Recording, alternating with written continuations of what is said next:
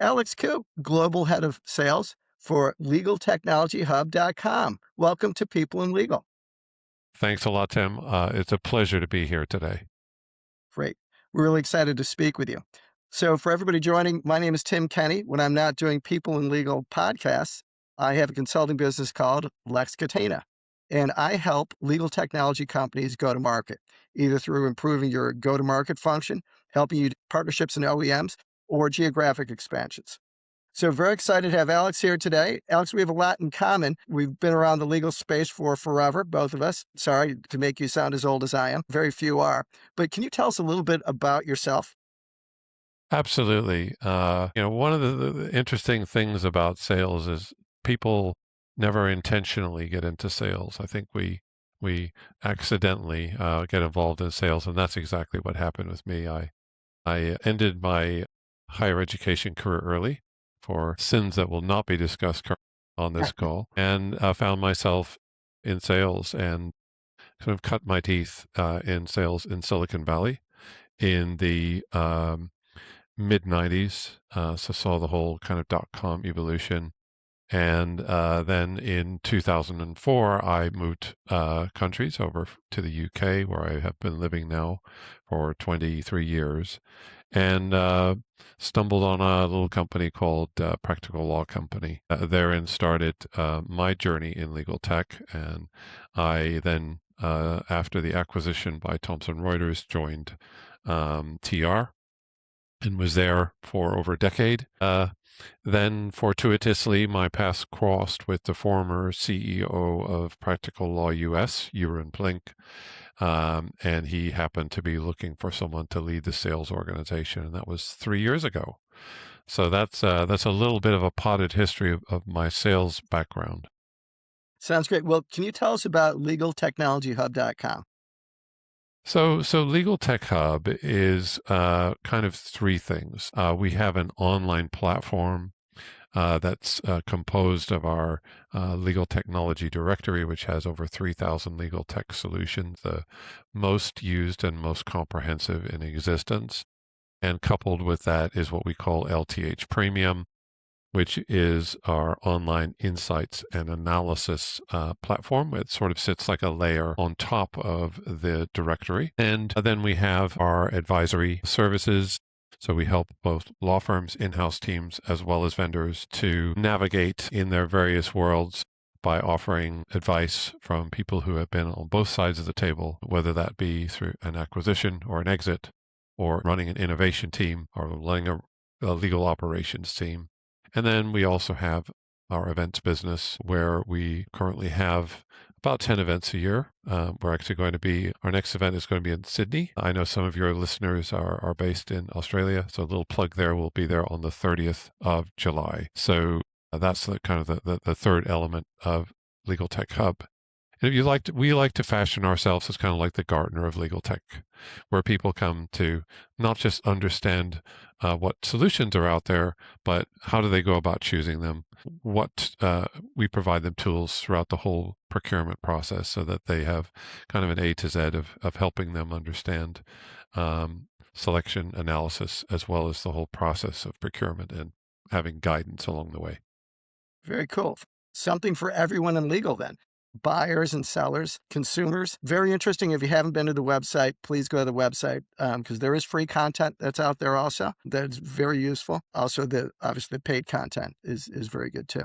So I thought for our conversation today, Alex, since you've seen both sides of it, buyer, seller, and that's what Legal Tech Hub does, maybe we can talk a little bit about the buying process and legal from both the seller and the buyer side and give some advice.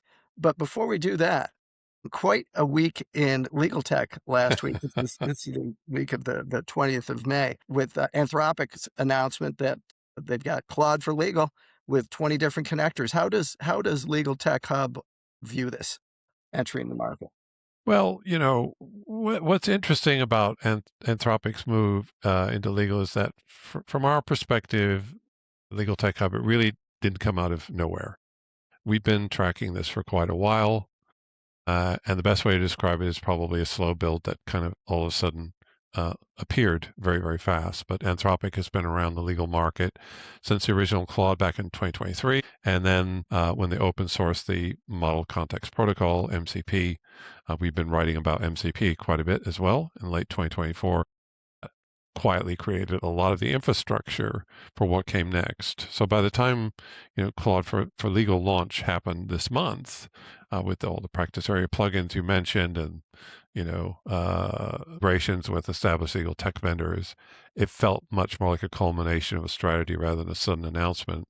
And I think the market reaction back in February was really telling when you saw the drops of the share value of Thomson Reuters, Relex, Wolters Kluwer after the initial plug-in news.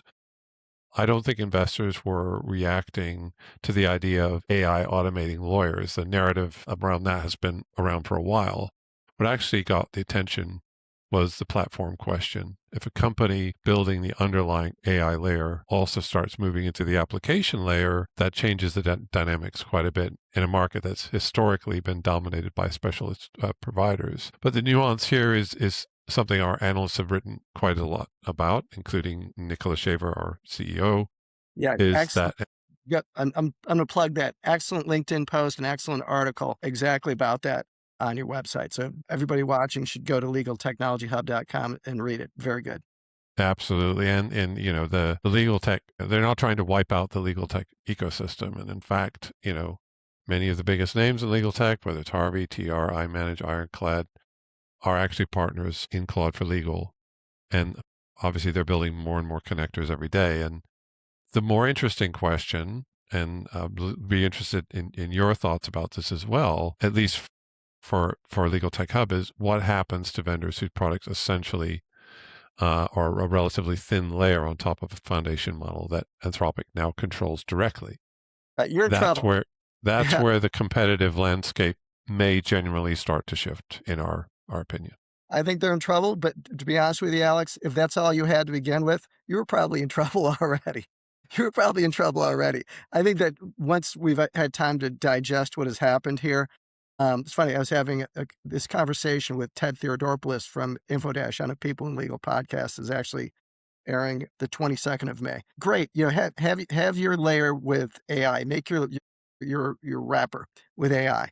But the key components to deep legal technology are the security, integrations, the workflow. All these things have to work together. And even though Claude has 20 specific connectors, those connectors don't connect to each other. There's still a lot of work to do. I mean, it's a great, like anything AI, right? It's a great start. I don't think that our big practice management vendors are going to be shutting down shop anytime soon. And I don't think it really substantially changes the buy versus build conversation in legal either. I think that some law firms might be tempted. Wow, we can go out and build all our own applications. Not worth it. And Ted and I talked about that. So if you want to go back in the People in Legal podcast and take a look at that one, there's a good conversation on that. Anyway, It will definitely be interesting to watch it as this evolves. yes, for sure. All right. So listen, you've got a lot of experience in legal technology, both from the buyer side, the seller side. That's what Legal Technology Hub does. I want to give a little bit of advice to the sellers out there. And then I also want you to give some advice. You don't see this a lot to the law firms and corporate legal departments on how to be good buyers. So let's start with the sellers. So, Alex, what are two things that the sellers absolutely should always do, and two things the sellers should never do? Now, a lot of this is going to be kind of sales 101, but you would be amazed how many people, how many reps get this wrong day in and day out. Um, you know, we've heard it 100 times, know your customer. But how many reps got onto a call and they're so excited, and then they just go, "Let me tell you about blah blah blah blah," blah," and the client, the buyer never gets to be able to get a word in edgewise. And in addition to running a sales team, I also help mentor and train people in sales. And I would say the seven most important words that you can say at the beginning of a meeting after you've had the small talk is, "Wow, I was preparing for today's meeting," and then drop in a really interesting fact that you've uncovered about that potential customer that gets them to talk about themselves. And you might, talk about an award they've won or, a recent case, anything to get them talking about themselves. And now, with all of the tools we have at our disposal, that research can take seconds. And if you're not smart enough to take 30 seconds before a call, well, then more fool you. And Great advice. And it's funny, you're right. How often do you that is not done it's unbelievable, but great. I listen to hundreds of calls and it's just like, oh, here we go again. Because it's you get excited that you're actually talking to a live customer or a live prospect. The second thing I would say to always do is listen. Don't pitch all the time. And I always like to talk about the psychiatrist chair. You ask a question, they answer the question, tell me more about this, and you start probing and you start understanding where the pain points are. And once you've kind of established where those pain points are, then you can start to explore, what's working and what's not working, and then eventually come on to how that might align with certain features and functionalities that your product offers. So those are two things you must always do. Great advice. Know your customer. What are the nevers? Don't The ever do these nevers. two things.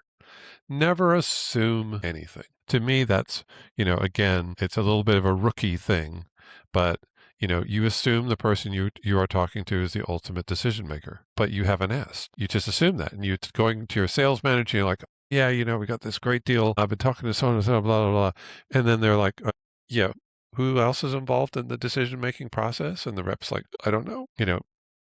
Never assume anything. Always be curious. Always be curious. And then never, and this is sort of a never, but also do. Never forget that your buyer should be the hero of the story. And people that know me hear me talking about this all the time. You always thinking about the deal. You're thinking about, I'm selling to IBM, I'm selling to Microsoft, I'm selling to Clifford Chance, whoever it is. But you forget that there's a human being that you're selling to. And guess what? That individual has their own goals, has their own profile to think about in the company. And if you can do something and help them to increase their profile and understand a little bit better how having a successful implementation or solving this problem will help them move up in their own development, amazing. So I say, never forget who's the hero of the story and make the buyer the hero of the story. It sounds a little bit cheesy, but it's paid dividends time and time again. That's great advice. So great advice for the sellers. Now we're going to talk about something that is rarely discussed, actually. When we're talking about what we're going to do for this podcast, leaning on your experience, you came up with this idea, and I think it's a great one. Okay, law firms, corporate legal departments, we're going to talk about how you become better buyers. Been selling for how long? You have eons in legal. It's funny when we're talking about this, you tend to see the same things come up again and again that are frustrating from the vendor side. So really, in a good sales or partnership. So let's talk about what you'd recommend for the law firms and corporate legal departments, Alex, on how to be a better buyer. Absolutely. And it's something, as you mentioned, it really doesn't get talked about enough. It's fascinating to me because we all learn, a lot of people learn how to sell, but people don't actually learn how to buy. Yeah. There's an art to that as well. And it really starts with coming to your vendor with an idea of a use case or a problem that you want to solve. Invariably, what happens, not all the time, but a lot of the time, someone from that law firm or in-house team has gone to a conference and they've seen the shiny thing. And they come back and they grab their head of legal ops or their head of innovation and say, we've got to have this. And because, it's the managing partner or, whoever it is, they drop tools and they call in the vendor immediately. We have to have a demo. But they have no idea, what specific Wow. problem they're looking to solve. Obviously, I'm going to, shamelessly plug Legal Tech Hub here as I, go and, look at the categories and figure out, what your requirements are and create that short list. actually, why don't we take a second and talk about that specific feature of Legal Tech Hub, where you've defined all the different types of software out there and the players in the market too, correct? Absolutely. I mean, with the vendor with our vendor directory, we have it, and that also doesn't just include legal tech solution. That also includes consultants, integrators as well. There's over 3,000 solutions, but we've got a lovely AI bot you can just ask questions to, and it can then lead you to leading solutions or solutions that will solve problems. Or there's a nice taxonomy. You say, okay, I'm looking at document automation, but it's really important that that document automation solution integrates with SharePoint. We have over 320 integrations you can choose from. So when you're doing a product selection at the early phase of research, you can actually tell it, I need SharePoint as well. It needs to have generative AI capability. So then you're going from a list of 130 vendors down to a list of 10 vendors. And then you can compare those side by side and then work through that process of creating your shortlist. So there's critical data in there, which I call opt-in, opt-out data. Things like data hosting locations, security. Are you GDPR compliant? Are you SOC 2 compliant? Yes, no. Yes means we're taking you forward to the shortlist. No means you're not being considered. So It's there's really a phenomenal first step for anybody considering any legal technology, right? So instead of absolutely. asking Claude or ChatGPT, and you've done a lot of the homework, well, a ton of the homework up front, really accelerates their path to Absolutely. getting And then there's software further tools, and service. to help with the whole, landscape of the category, looking at requirements, all kinds of tools to help them. But so the step one, you're coming to the vendor better prepared than an average buyer. And by doing that, you're actually saving yourself time and you're saving them time. And you probably had a look at, maybe the deep vendor analysis content that we have as well to help you really be prepared. So that's step one, coming prepared. The same way that a buyer should know their customer. You should know your use case. You should know what you're solving for. Sometimes there is a bit of a discovery process, absolutely, to uncover where those things are, but you can help that solution provider a whole lot further along, saying these are three key areas where we're seeing inefficiency or we're seeing time lag or pinch points. These are the things that we think will open up, more revenue to the firm. So Right. that's When they're asking the question, "Can you do this?" It's what do you need us to do? Right? So threshold question. All right, what's next? so next, and again, this is really smart idea. If you're going to buy something, you should have a budget. Uh, already because Good how many idea. times, and again, I have all the scars and the war wounds. You go through this beautiful process, and then you start talking about budgets. Well, we don't really have a budget for that. What have you been spending, the last 3, 4 meetings talking about? Obviously, we want to uncover that early, but as a buyer, have some budget and have an idea of how the approval process works, because your vendor can actually help you. If you really are sold on that product, they can help you build a business case. They can help you with the ROI modeling. They can help you with all of that. I like when I speak to my sales team, I want that relationship to be more of a consultant or trusted partner rather than, someone who is selling at someone else. Right. And sellers, that's not a bad question to ask. I think a lot of sellers are scared to ask the question, well, do you have the budget? Because it seems insulting. No, that is a threshold question and that's okay for you to ask. And the law firm should be okay with you asking that Yeah. question. And the law firm should, if they're serious about buying something, should have budget set aside. Maybe they want to be coy and say, you know, it's possible. That's fine. But if you're serious, Well, it's you don't also have to give us a indicative. number, right? You don't have to give us a number. Just tell us, Yeah. here's the general price. Do you have budget or not? Yeah, exactly. So that's the next step in the process. And then the third step in the process is setting and managing expectations. And I say both sides. Because I always say the job of salespeople is managing the expectations of the buyer, but the buyer can also manage the expectations of the seller.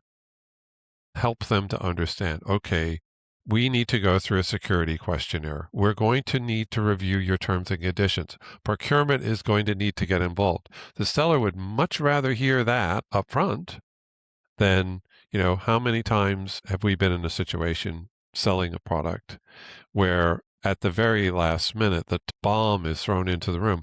Oh, and by the way, we need to get procurement involved. Yeah, let me tell you, that pet peeve of mine, right? So you think that you've negotiated a price in good faith, and all of a sudden procurement wants a bite of the apple. Yeah. But if you let them know up front, it's not just about, the buying.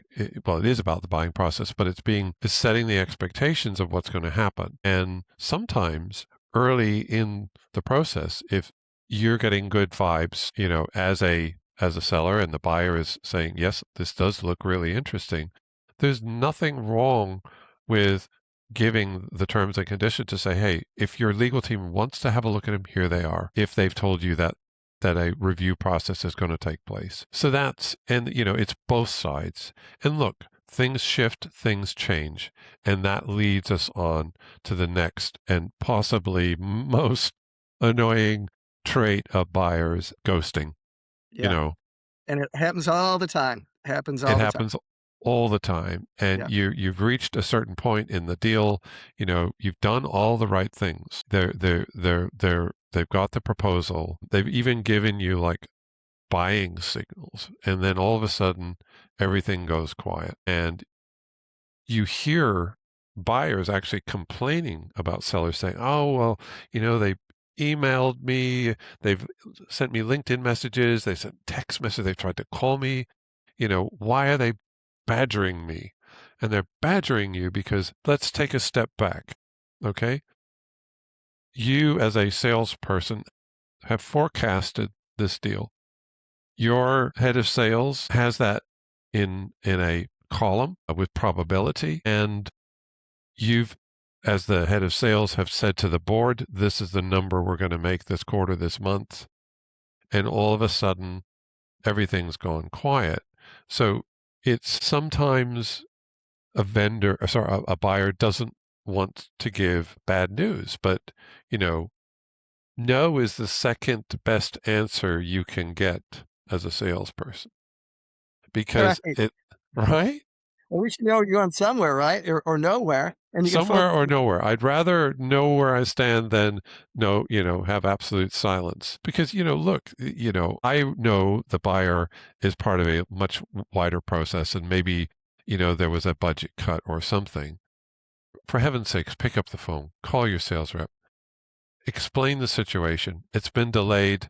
You know, we need to go through another budget round, whatever it is. More Something, information is right? better for a salesperson. Because remember, the salespeople, they've got to produce too. And if they don't produce and if they don't have answers, well, they lose their jobs. And that's what happens. Everybody understands, hey, listen, budgets get cut or things happen at the firm. We can't talk about what happened, but we're on hold for right now. But that's all you have to say. We're on hold for 3 months, 6 months, indefinitely. Yeah. Check back with me in 3 months, 6 months, never. Just let us know. Absolutely. And then I wanted to talk about what I call the Trojan horse attack. And there have been vast debates. I've been at sales leaders conferences where, show of hands, who tries to bypass the innovation team at a law firm or the legal operations team and go directly to the fee owners or the users. And it's a tough question. It's a tough dance to really fully understand. But look, if you're dealing with large law or a large corporation, generally speaking, and I'm not going to say definitively, but generally speaking, if you are speaking to a fee earner or a partner, let them know that you will be contacting their innovation department. Don't let that come in through the back door. You need to be transparent with your buyer to say, hey, listen, this is part of our sales process, but I'm not going to remove you from the equation. I've also spoken to, heads of innovation and knowledge that basically said, if they go through the partners, they're blacklisted. They're never going to sell to this firm. There's a lot, but I understand it because there's a process, right? There's a And process. there's a reason why there's a technology committee. There's a reason Yes. why it's not the Wild West and, this is my brother-in-law's software and it's gonna come in our firm. No, there's a process, and that's why the lawyers like to remove themselves often from these technology decisions because 'cause they've hired experts. They're paying to help them with it. So don't screw up the process, I guess is what you're saying, right? Don't screw up the process. Respect who your buyer is, because ultimately, if you go through the back door and the partner brings it to the innovation team, you've now got a buyer that's on the back foot. That's probably a little bit annoyed. Is that really how you want to start your relationship? Um, not Yeah, a great place to start. And the last point, and it tails back to something I already said from the advice to sellers is your success as an individual is just as important as the firm's success. As a buyer, think about how decisions that you are making about technology that the firm is making is going to impact you. If you have a really bad implementation of a product and it becomes shelfware, that's going to follow you at that company, at that firm. So part of ensuring that your profile is maintained is to ensure that you make sure it's a successful project. And guess who can help you do that? The people selling you. They've got onboarding teams, they've got implementation teams, and that's another element. Use all of the services that are available because your success as an individual is deeply connected to the buying decisions that you're making. So I hope that kind of gives a bit of insight. I've been mostly on the sales side, and all of this frustration has been known to me for some time. But now at Legal Tech Hub, I talk to hundreds of buyers, and my team talks to hundreds of buyers, and we hear all the war stories. So it's it's both it truly sides, is but it truly is a partnership of sorts, right? it is. When done correctly, there's respect on both sides, and Yes, that's how things move smoothly, and I'm sure you've noticed, as I have over the years, the people who don't do it right, the people who are obnoxious, the people who don't tell the truth, those people don't last because legal technology is a small, incestuous community, absolutely. and the good names everybody knows and the bad names, people know that too. Absolutely. Even though these shows get bigger and bigger, I'll go to ILTACON Legal Week, Legal Tech Talk here in London, and everywhere I turn, people that have bought from me before, people that I've worked with, people that uh, have worked on my team. It's amazing. And you see the same faces, but the good ones, as you say, I'll wrap by saying this, you know, when people come to me and say, what what makes someone good at sales? I said, what makes someone good at sales is someone who doesn't sell. Salespeople don't sell. They solve problems. They manage expectations, and they create the possibility of amazing things to happen. That's fantastic. Well, thanks for all the great advice today, Alex. More continued success with LegalTechnologyHub.com, and we'll see you at the next show, I'm sure. Thanks again. Fantastic. Thank you so much for the time.